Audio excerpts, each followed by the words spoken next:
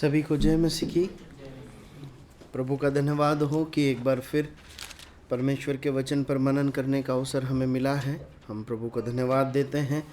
हम कुलस्सियों की पत्री से अध्ययन करते आए हैं और आज भी हम उसी पत्री में से अध्ययन करेंगे। हम निकालेंगे कुलस्सियों की पत्री, उसका 4था अध्याय, और हम इस पूरे अध्याय को एक बार पढ़ लेंगे और उसके बाद हम इस पर मनन करेंगे।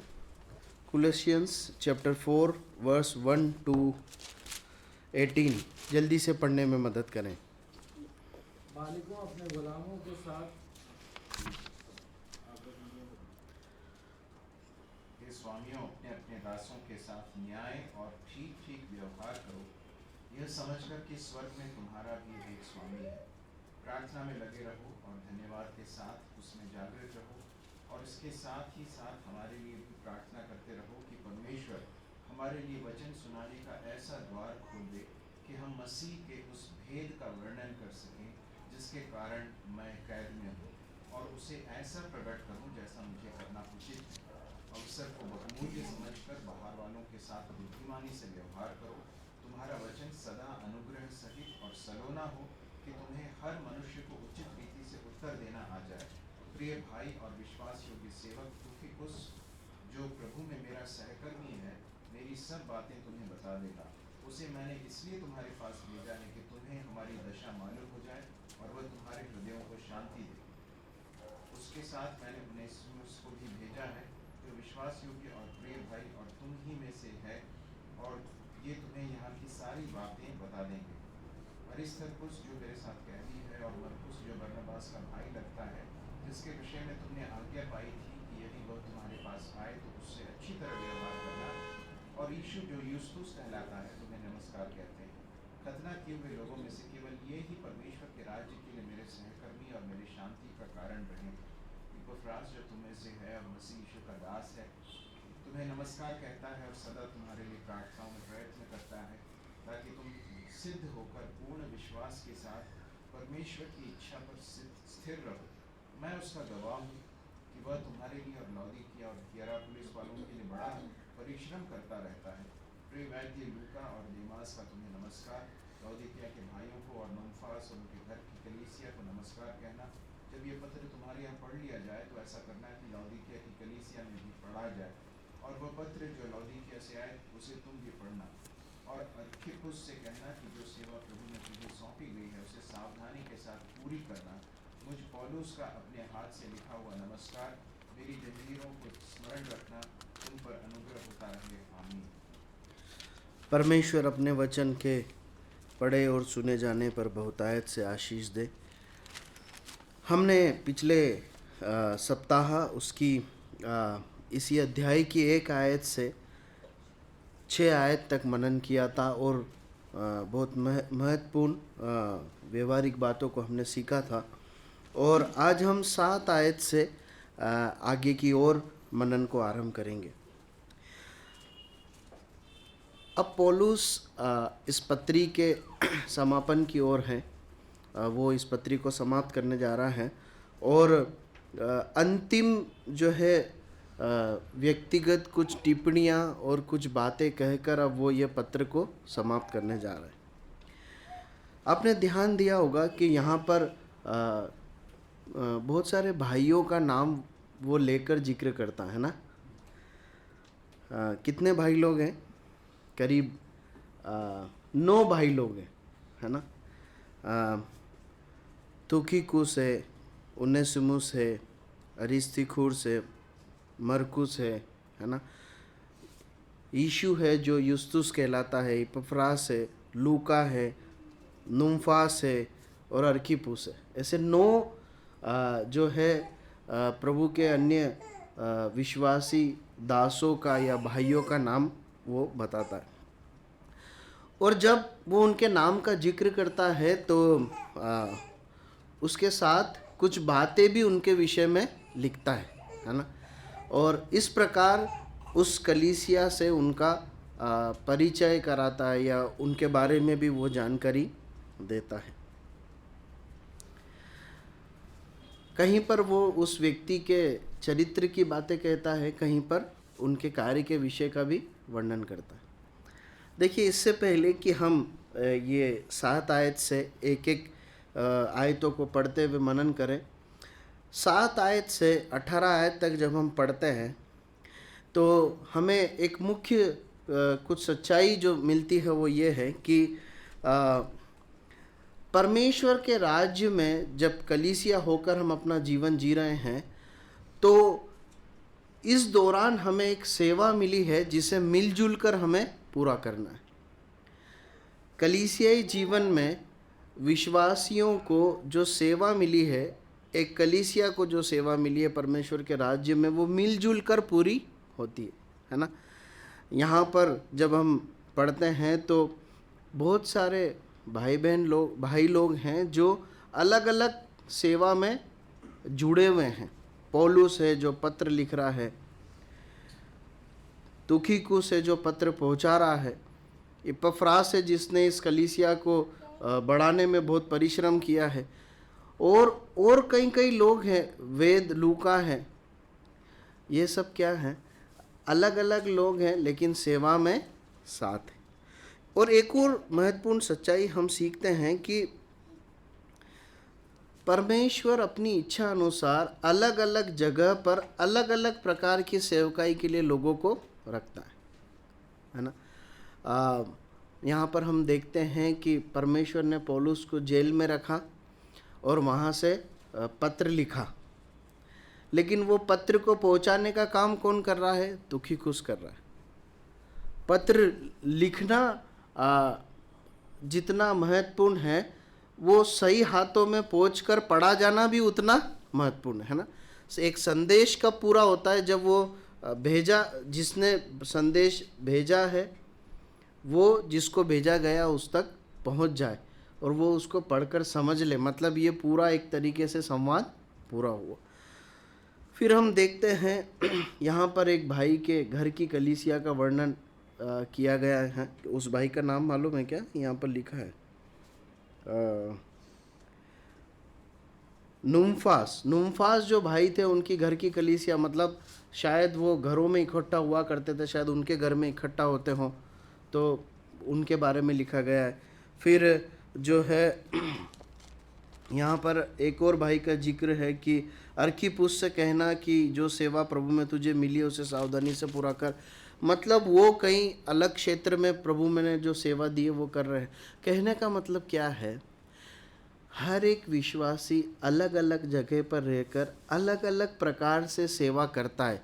ये एक सिद्धांत है, ये सिस्टम है जो हमेशा से, मतलब नए नियम की कलीसिया के आरंभ से चला आ रहा है। आज भी ऐसा ही होता है। बहुत व्यवहारिक एग्जाम्पल लें तो हमारे बीच में 3 साल पहले विंसी भाई प्रभु की सेवा का एक बोझ रखते हुए कारगिल जैसे क्षेत्र में गए और वहाँ सेवा वो कर रहे हैं। और प्रभु के दास जेम्स भैया को एक समय इंदौर से, शुरुआती दौर में इंदौर से बाहर रहकर, फिर बाद में इंदौर में रहकर, फिर इंदौर में रहते हुए भी मुख्य रूप से एक हिंदी भाषी कलीसिया के साथ रहकर सेवा करने के लिए प्रभु ने बुलाया। हम इन दिनों प्रार्थना कर रहे हैं कि भाई बहन जी जो हैं एक मिशन हॉस्पिटल में ज्वाइन करके वहाँ पर एक अलग प्रकार की सेवा करना चाहते हैं। और मैं केवल जब ये बात कह रहा हूँ तो केवल प्रभु के दासों को जो फुल टाइम मिनिस्ट्री में रहकर काम करते हैं उनको मात्र संबोधित नहीं कर रहा, परंतु परमेश्वर का वचन काम करने वाले जो विश्वासी भाई बहन लोग हैं वो भी अलग अलग जगह पर रहते हुए किस प्रकार परमेश्वर में की सेवा में उपयोगी हैं, ये परमेश्वर के वचन में हम सीखते हैं और कई बार हमने उसे देखा भी। प्रभु सहायता करे। तो ये 2 महत्वपूर्ण बात जो इन आयतों में हम सीख सकते हैं वो ये है।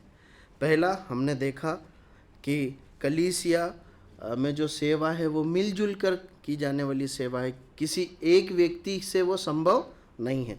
और दूसरी बात हमने देखी कि परमेश्वर हर विश्वासी को अलग अलग जगह रखता है और अलग अलग सेवा या जिम्मेदारी देता है।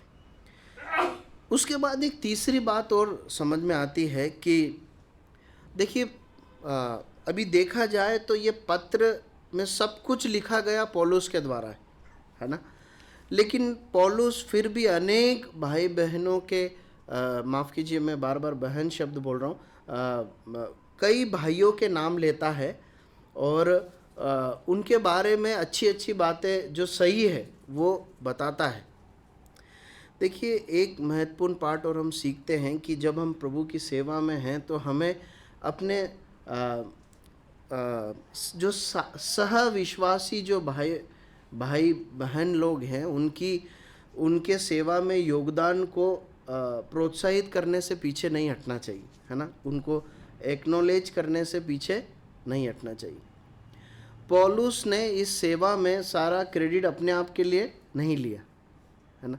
जहाँ पर इस कलीसिया में जिसने बहुत कठिन परिश्रम किया था, सींचा था इस कलीसिया को, इपफ्रास ने, उसको पूरा जो उसका क्रेडिट था इपफ्रास को, वो पौलुस ने इपफ्रास को ही दिया। और यहाँ पर जो है अन्य भाइयों के भी नाम लेकर उनके लिए जो आदर, जो सम्मान, जो अपनापन दिखाना है वो दिखाता हूँ। उनसे कहता है कि उन्हें जो है बहुत आदर के साथ ग्रहण करना।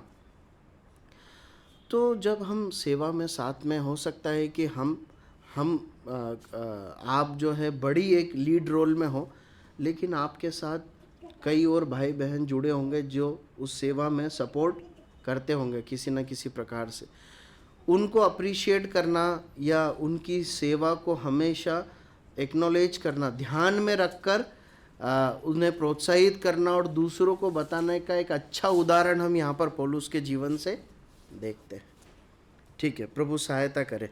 अब हम 7वीं आयत को पढ़ते हैं और वहाँ सबसे पहला नाम हमें मिलता है। क्या नाम है?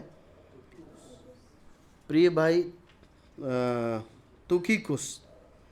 अब इसके बारे में 3 बातें लिखी हुई है, बताएंगे क्या क्या है?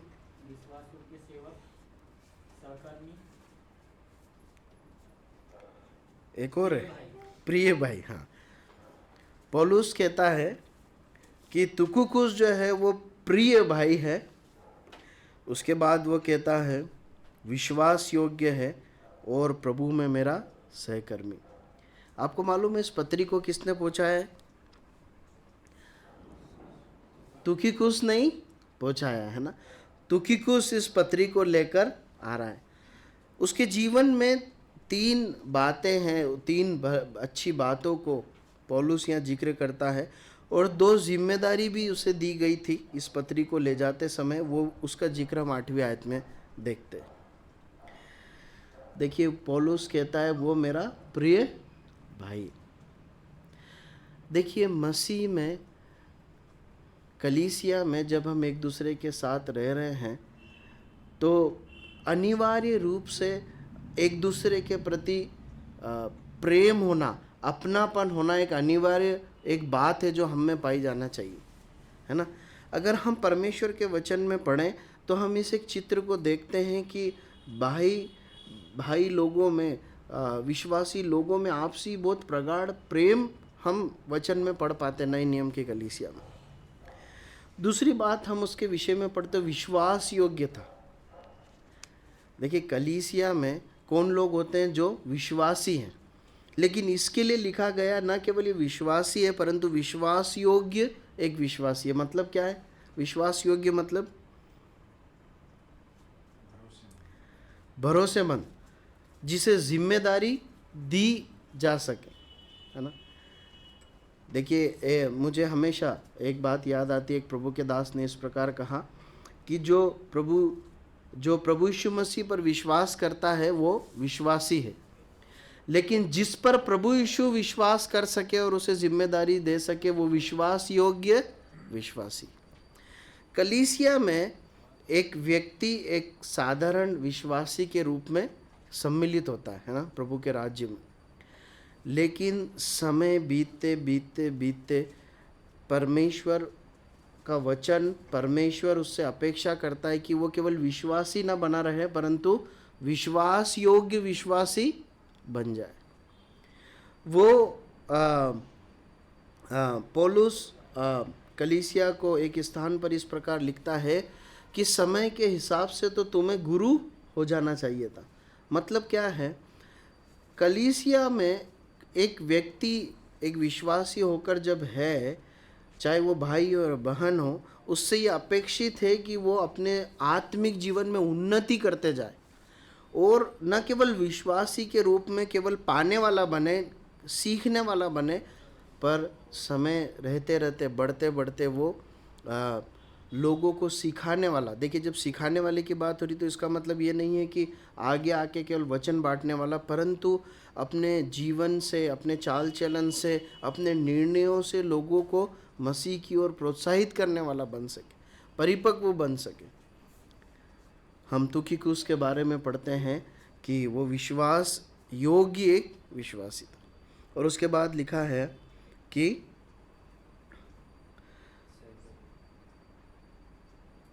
सहकर्मी है, लेकिन उसके आगे एक विशेषण लगाया गया है, प्रभु में मेरा सहकर्मी। बहुत अच्छी बात है कि कलीसिया में हम सहकर्मी बने। सहकर्मी मतलब साथ में काम करने वाले।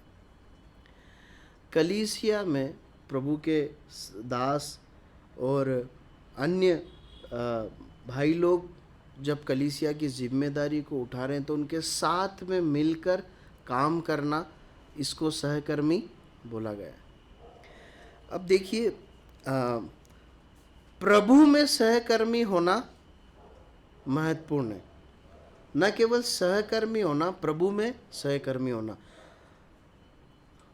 देखिए, कई बार है ना, कलीसिया में जब कुछ भौतिक है ना, फिजिकल जो कुछ काम होते हैं, तो उसमें कई बार जोश से हिस्सा लिया जाता है। लेकिन जो आत्मिक सेवाएं होती है, जैसे साथ में मिलकर प्रार्थना करना, विजिटिंग करना, या एक दूसरे को प्रोत्साहन करना, प्रभु की सेवा में आत्मिक योगदान देना एक आत्मिक सहकर्मी के रूप में बहुत जरूरी है।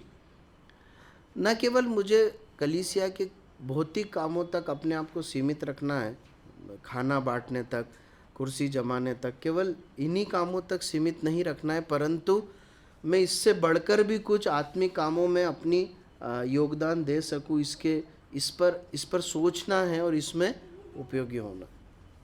प्रभु सहायता करे। अब देखिए, 8वीं आयत में हम देखते हैं कि उसे 2 जिम्मेदारी दी गई थी। क्या लिखा है? उसे मैंने इसलिए तुम्हारे पास भेजा है कि तुम्हें हमारी दशा मालूम हो जाए और वह तुम्हारे हृदय को शांति दे। 2 जिम्मेदारी दी थी। पहली क्या है? पहली क्या है? तुम्हें हमारी दशा मालूम हो जाए। मतलब किसकी दशा? पौलुस और साथियों की दशा में हालात मालूम हो जाए। और दूसरी क्या है? तुम्हारे हृदयों को शांति मिले। देखिए, मसीह जीवन है ना, बहुत बहुत सिंपल, एक सरल जीवन है। पौलुस पत्र में कई महत्वपूर्ण सैद्धांतिक शिक्षाओं को बता रहा है, कई महत्वपूर्ण व्यवहारिक बातों को उसने बताया। लेकिन इन सब का उद्देश्य क्या था? कि हमारा हाल आपको मालूम पड़ जाए और आपके हृदयों को शांति मिले। इसीलिए मैंने तुखिकुस को भेजा है। क्या होगा? मतलब पौलुस का हाल और उसके साथियों का हाल कलीसिया को मालूम चलेगा तो क्या होगा? मतलब क्या पौलुस क्या चाह रहा है? क्या लगता है आपको? हम क्यों किसी को अपना हाल चाल बताते हैं?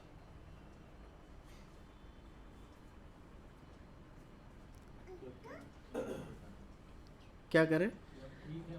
ठीक, ये बताने के लिए कि हम ऐसे हैं, या तो हम दुखी हैं, या तो हम सुखी हैं, या तो हम इस जरूरत में हैं, या हम इस प्रकार संतृप्त हैं। और जब मालूम पड़े तो आप उस हिसाब से प्रतिक्रिया दो। हैं, अगर प्रार्थना जरूरी है तो आप प्रार्थना करें।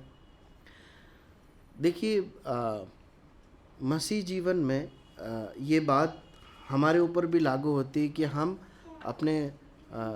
अपने जीवन को दूसरों के लिए खोलें, उनसे शेयर करें अपनी चीज़ों को, हमारी चुनौतियों को शेयर करें, हमारे हालातों को। देखिए मैं ये नहीं बोलता कि सारी चीज़ें शेयर करना संभव है, नहीं है, हमें उन सीमाओं को भी ध्यान में रखना है, वो ज़रूरी है।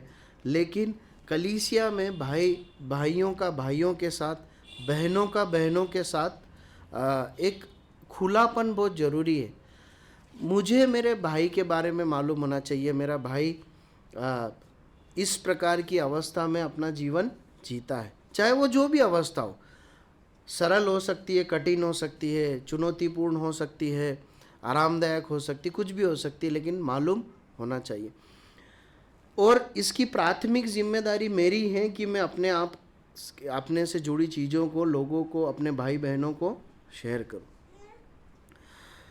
दूसरी बात, पौलुस लिखता है कि तुम्हारे हृदयों को शांति मिले। अब देखिए पहले भी इस बात पर हमने चर्चा की है। यहाँ पर इस कलीसिया का जब अध्ययन हमने आरंभ किया था तो इस कलीसिया में कुछ समस्या थी क्या, या क्या मुख्य चुनौती थी? थोड़ा ये सरल होगा, क्या मुख्य चुनौती थी?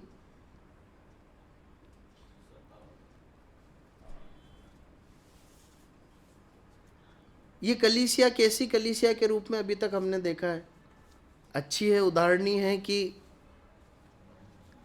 अच्छी है ना, उदाहरणीय है ना। आप अगर थोड़ा एक बहुत समय हो गया हमें इसका अध्ययन करते करते, लेकिन हमने पहले अध्याय में जब पढ़ा तो हम पाते हैं कि बहुत तारीफ करता है पौलुस इस कलीसिया की, है ना। जब हमने तुम्हारे विश्वास के बारे में सुना तो हम प्रार्थना करते, हमें इपफ्रास ने बताया, ये वो बहुत सारी अच्छी बातों को बताता है। मतलब ये कलीसिया बहुत एक अच्छी उदाहरणीय कलीसिया के रूप में उस समय पर थी।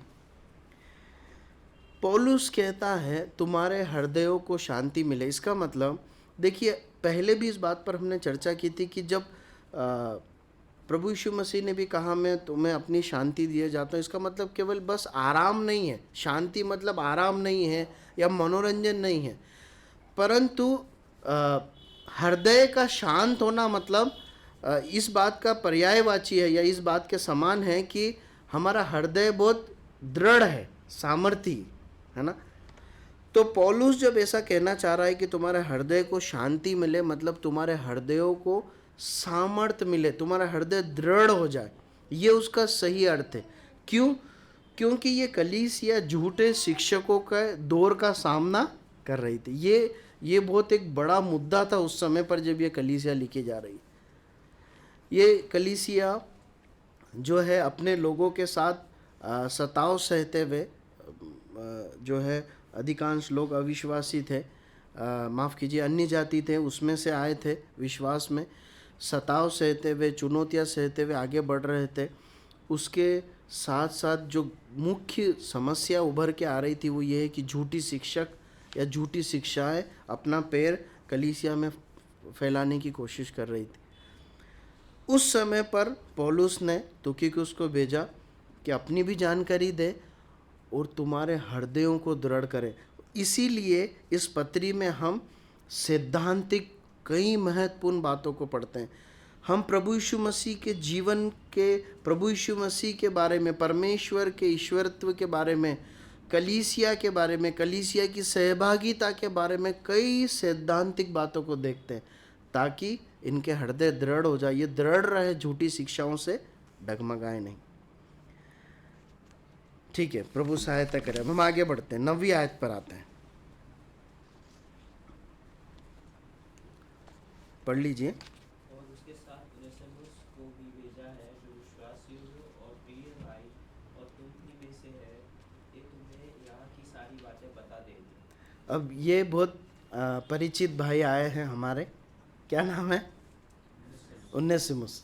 इनको सब जानते हैं ना, हम सब जानते हैं इनको। जानते हैं कि नहीं जानते? बताइए कौन सी पत्री से जुड़े हुए हैं? फिलेमोन की पत्री से जुड़े हुए हैं ना। हमारे लिए एकदम परिचित है। अभी तुखिकुस का नाम आया तो एकदम सोचने लगे होंगे बाइबल में कहाँ लिखा है ना। लेकिन जैसे ही उन्नेसुमुस का नाम आया तो कि हाँ ये तो अपने पहचान के ब्रदर है। ठीक है। अब आपको मालूम है ये भी एक पत्र लेके निकले। फिलेमोन की पत्री में इनका पूरा परिचय है ना। क्या है, ये पहले एक गुलाम थे। फिलेमोन नाम के एक जो विश्वासी भाई है उन्हीं के घर में एक गुलाम थे। ये दास प्रथा थी उस समय, अब नहीं होती है। ऐसा माना जाता है कि वहाँ से ये भाग गए थे, शायद कुछ नुकसान करके या चोरी करके भागे थे, ऐसा माना जाता है। उसके बाद ये पौलुस से जेल में कैसे मिले ये समझ में नहीं आता कि वो जेल में कैसे पहुंच गए, लेकिन वहाँ पर इन्होंने पौलुस के द्वारा प्रभु यीशु मसीह पर विश्वास किया, उद्धार पाया।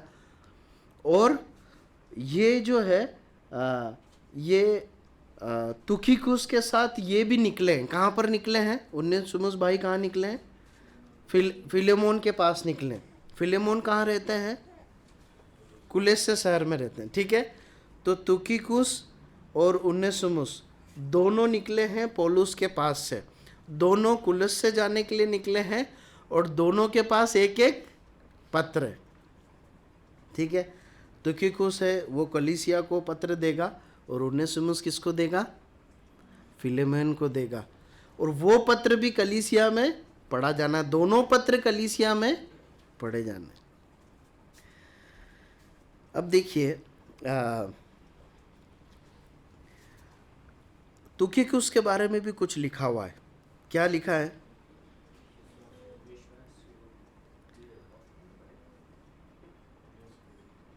हाँ, पहली बात लिखी है विश्वास योग्य और दूसरी बात लिखी है प्रिय भाई। विश्वास योग्य का मतलब हमने देखा, लेकिन ये शब्द उन्नेसुमुस के लिए एक बहुत बड़ा एक सर्टिफिकेट है उसकी प्रशंसा का। उसके क्या बोलना चाहिए, उसके कमीज पर एक स्टार के समान है ये शब्द विश्वास योग्य। विश्वास योग्य मतलब जिस पर भरोसा किया जा सके। ये शब्द उसके बदले हुए जीवन का एक प्रमाण पत्र था, है ना। क्योंकि उसके ऊपर क्या इल्ज़ाम था? उसके ऊपर चोरी का इल्ज़ाम था, जो धोखा देकर भाग जाने का इल्ज़ाम था। जो चोरी करता है, जो धोखा देता, विश्वास योग्य है क्या? नहीं है। लेकिन अब ये व्यक्ति क्या हो चुका है? उन्नेसुमुस बदल चुका है ना। और ऐसा बदला है कि विश्वासघाती से विश्वास योग्य बन गए। देखिए, बदले हुए जीवन के है ना लक्षण दिखाई देने चाहिए। यहां पर कौन बोल रहा है विश्वास योग्य? उन्नेसुमुस खुद बोल रहा है क्या? नहीं, उसके बारे में कोई दूसरा बोल रहा है। कई बार क्या होता है मालूम है, हम बोलते हैं खुद, अब मैं बदल गया हूं, अब ऐसा नहीं हूं मैं। हमारा साथ में जो भाई बहन है वो सोचता है यार बोल तो रहा है पर बदला हुआ कुछ दिखाई दे नहीं रहा है ना। यहाँ पर उन्नेसुमुस बदल गया है, खुद नहीं बोल रहा है। कौन बोल रहा है? पौलुस बोल रहा है जी। देखिए, हमारा पिछला जीवन कैसा भी हो सकता है, लेकिन यदि हमारा जीवन बदले तो वो हमारे शब्दों तक सीमित नहीं होना चाहिए, वो दूसरे के शब्दों में आना चाहिए। तभी ऐसा माना जा सकता है कि हमारे जीवन में कुछ बदलाव हुआ है। उन्नेसुमुस का जीवन एक और बात बताता है कि हम चाहे कितने भी बुरी अवस्था से क्यों ना आए हों, परमेश्वर हमें नया पूरी रीति से बना सकता है और उपयोगी में भी ले सकता है ना। एक विश्वासघाती को मसीह यीशु ने क्या बना दिया? विश्वास योग्य बना दिया और बहुत उपयोगी बना दिया। ठीक है, उन्नेसुमुस के जीवन का अध्ययन नहीं कर रहे हैं, बहुत सारी बातें हैं। दूसरी बात उसके विषय में लिखी है प्रिय भाई। तो ये भी ऐसे ही लिख दिया क्या? मैं ऐसा सोच रहा था, प्रिय भाई लिखा है। हो सकता है तिखिकुस के लिए बहुत ज़्यादा फर्क ना पड़े कि प्रिय भाई, पहले मैं एक दूसरी कंपनी में काम करता था, मैं अब दूसरी कंपनी में काम करता हूँ। इन दोनों में काम करने का जो कल्चर है उसमें बहुत अंतर है। सिस्टम जो है, यहाँ पर हर चीज़ मेल में लिखनी होती, तो चाहे आपको पसंद हो या ना पसंद हो, आपको शुरुआत ऐसे करनी पड़ती है, डियर सो एंड सो। अब हो सकता है आप नीचे जो लिखने जा रहे हो उसमें डियर वाली कुछ बात नहीं है, पर वो डियर करके ही लिखा जाता। यहाँ ऐसा है क्या? यहाँ ऐसा नहीं। कैसे बोल सकते हैं? वो लिख रहा है उनेसिमुस के लिए प्रिय भाई। पहले कौन था? चोर था और दास था। अब क्या संबोधन है? भाई है। पौलुस क्या मैसेज दे रहा है? फिलेमोन, एक बात ध्यान रखना, दास था, अब भाई है ना। चोर था, अब प्रिय भाई है। ये जो है, ये डिफरेंशिएट करना आना, ये अंतर समझ में आना चाहिए तुमको कि अब वो नहीं है जो तुम्हारे पास से गया था। अब ये उनेसिमुस तो है, लेकिन ये प्रिय भाई है। प्रिय भाई जानकर इसे ग्रहण करना। देखिए, इसीलिए हमने आरंभ में इस बात को देखा था कि हमारे साथ के विश्वासी भाई बहनों का जिक्र करना दूसरे विश्वासियों से, उनकी सेवा को, उनके सहयोग को, उनके आपसी व्यवहार को एक्नॉलेज करना, दूसरों को बताना, खुद भी पहचान पाना बहुत ज़रूरी है। आप समझ रहे हैं? पौलुस जब इस पत्र को लिख रहा है तो निश्चय उस कलीसिया को संबोधित किया गया पत्र ये था, लेकिन जब उनेसिमुस इस पत्र को लेके जा रहा है फिलेमोन के पास, तो क्योंकि उसके साथ, तो उसके संबोधन बहुत मायने रखते हैं। कैसे उनेसिमुस को देखा जाना है। उसके बाद उसमें एक और बात लिखी गई, और तुम ही में से है। अब इसका क्या मतलब हुआ? इसका मतलब उसे अलग करके मत देखना, उसे ऐसे मत देखना ये तो नीची जात का है, ये तो दास हो के आया है ना। देखिए, कुलस्से शहर जो था बहुत व्यवसायिक दृष्टि से तो बहुत बड़ा शहर था, और आप सोच सकते हैं कि फिलेमोन जैसा एक व्यक्ति जब उस कलीसिया में था जिसके पास अनेक गुलाम थे, फिलेमोन के लिए बुराई की बात नहीं है क्योंकि वो दौर ही ऐसा था।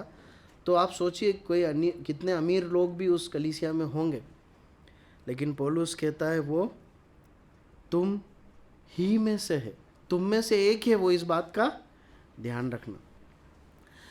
देखिए, प्रभु यीशु चाहते हैं कि उसकी कलीसिया में ना कभी भी एक विश्वासी को, चाहे भाई हो या बहन हो, उसके वस्त्रों के आधार पर, उसके पास उपलब्ध धन के आधार पर, उसकी पढ़ाई के आधार पर, उसकी भाषा के आधार पर, है ना, उसकी समझ के आधार पर कभी उसे कम या ज़्यादा करके देखा नहीं जाए।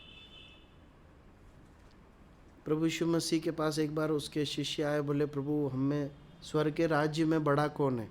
प्रभु ने क्या बोला? जो तुम में बड़ा बनना चाहे वो सबसे छोटा ही बन जाए, है ना। प्रभु हमारी सहायता करें इन सच्चाइयों के अनुसार करने के लिए।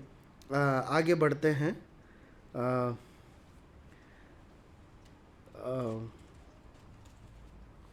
10वीं आयत, हाँ 10वीं आयत पढ़ लीजिए। अरिस्तर्खुस जो मेरे साथ कैदी है और मरकुस जो बरनबास का भाई लगता है, जिसके विषय में तुमने आज्ञा पाई थी कि यदि वो तुम्हारे पास आए तो उससे अच्छी तरह व्यवहार करें। अब यहाँ पर एक और नाम आया है। क्या नाम है?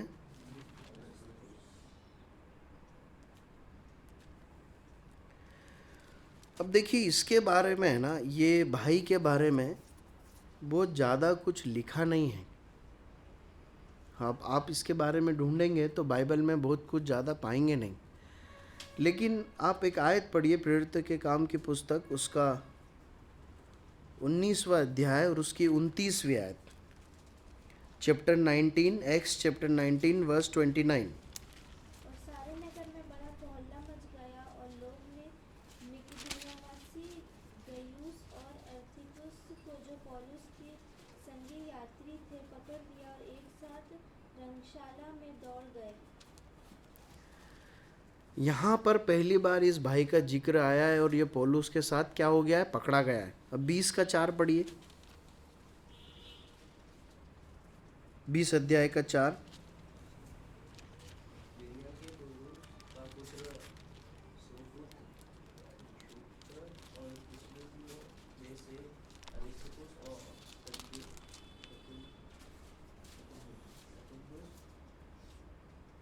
और नरवे का गयुस और तितुकुस और आरियास का तितुकुस और फिलिप्पुस अस्ट्रिया तक उसके साथ हो लिया।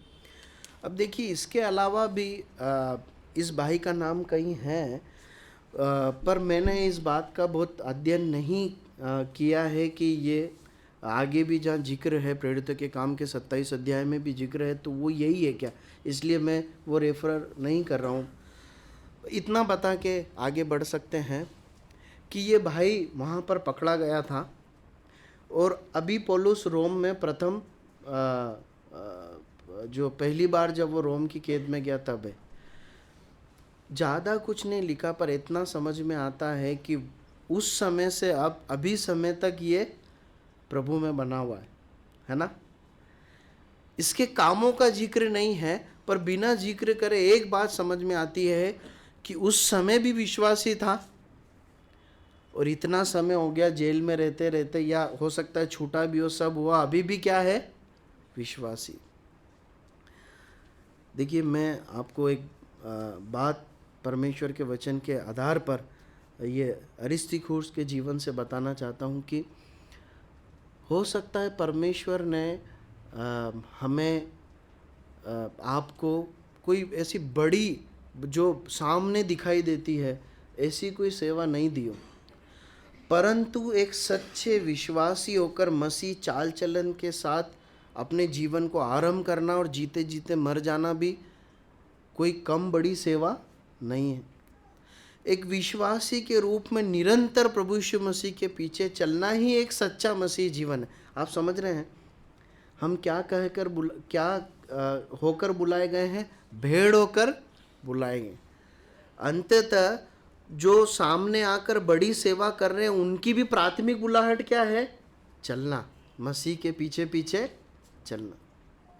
पता है समस्या कहाँ आ जाती है, जब मसीह के पीछे एक सरल और एक सिंपल विश्वासी के समान चलने छोड़कर बड़े बड़ी सेवा और काम में लग जाते हैं ना, तब समस्या हो जाती। परमेश्वर की दृष्टि में महत्वपूर्ण है कि विश्वास योग्य बनकर प्रभु के पीछे पीछे चलते रहे। मेरे पापा भी बैठे थे, शायद नीचे चले गए।